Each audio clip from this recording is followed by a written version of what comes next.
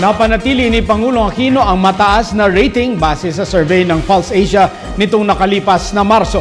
Ayon kay PCO Secretary Sunny Coloma, patuloy na ipatutupad ng Administrasyong Aquino ang mahalagang reforma para sa taumbayan. Si Elena Luna ang ating tagapagbalita. Nananatiling mataas pa rin ang performance rating ni Pangulong Aquino.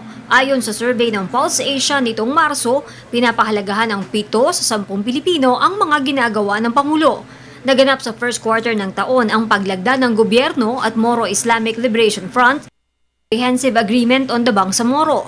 Ang investigasyon ng Senado sa pork barrel scam, pati na rin ang pag-aresto sa negosyanteng si Delphine Lee at mag-asawang leader ng NPA na sina Benito at Wilma Chamson.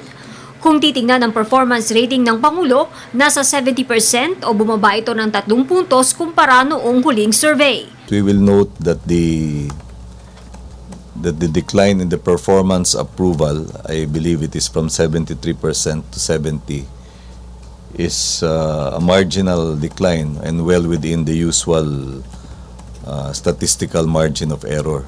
Pagdating naman sa trust rating ng Pangulo, nasa 69% na ito sa dating 74%.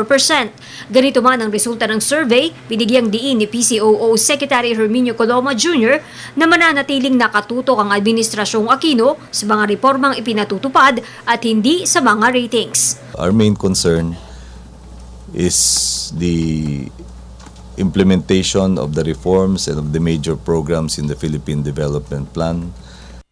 Are likely to be ups and downs or ebbs and flows in public opinion survey results, but we remain focused on the attainment of the Philippine Development Plan objectives. Para sa Telebisyon ng Bayan, Elena Luna.